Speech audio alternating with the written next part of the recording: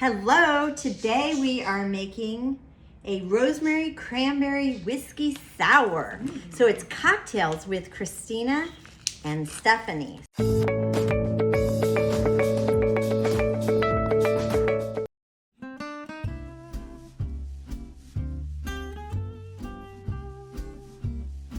I am getting the bartender's whiskey sour mix.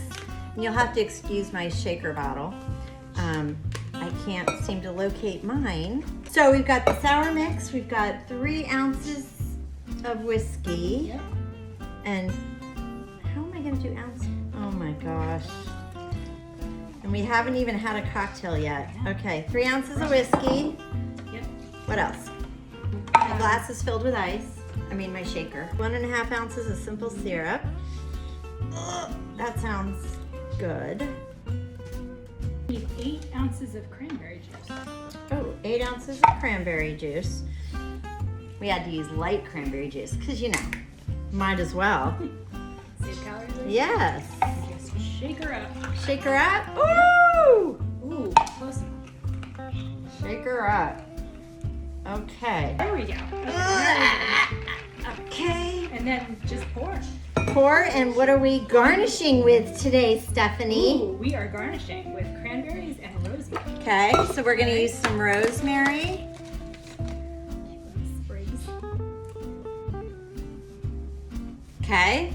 And then a few cranberries. A few cranberries. Okay, so this is the rosemary cranberry whiskey sour. Cheers. Cheers. It's very pretty. Can you see that? Yeah, Steph's gonna drink. I'm gonna look at how pretty it is. It's actually really good. Mmm. And I'm not a whiskey drinker, but the simple syrup makes it really sweet. So if you're not a whiskey drinker, this is, and it's so, can you guys see how pretty this is? Okay. Really pretty for like a party. Yes, this is It's quite tasty. good. A little whiskey there.